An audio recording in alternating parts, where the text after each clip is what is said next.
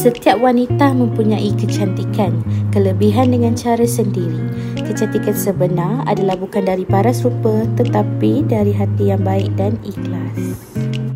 Assalamualaikum, salam sejahtera. Saya Sri Kandi Shasha Manha berbesar hati kerana dipilih menjadi finalis Sri Kandi Malaysia 2025 edisi ke-6.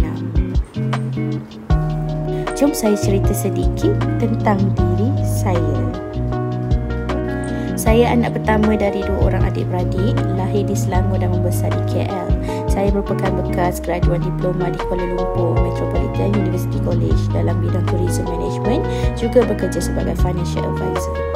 Sebagai anak pertama perempuan yang dibesarkan tanpa susu seorang ayah, saya dibesarkan oleh arwah ibu yang hebat dan kuat. Sebab itu juga sehingga ke hari ini saya juga membawa semangat dan kekuatan dari arwah ibu saya untuk terus maju ke hadapan. Sebagai seorang yang berbadan plus size, kadang-kadang saya juga tiada confident yakin dengan diri sendiri. Siapa kata plus size macam saya tak layak untuk masuk pertandingan Ratu Cantik?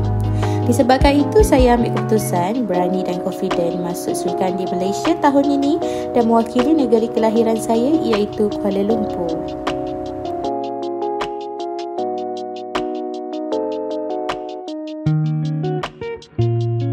Advokasi dan projek saya untuk Sri Kandi tahun ini dengan harapan saya dapat menyuarakan dan cipta awareness untuk semua wanita di luar sana, tak kira pelbagai saiz dan rupa, untuk terus layak merasa cantik. Confident dan hargai diri sendiri kerana cantik itu subjektif, tetapi hati yang baik dan semangat yang kukuh akan semula jadi menampakkan aura baik dan memberi pengaruh yang baik kepada semua. Akhir kata, saya Sri Kandi Shasha Manha bersedia untuk menerima cabaran dan boleh melangkah lebih jauh selepas ini. Sekian, terima kasih.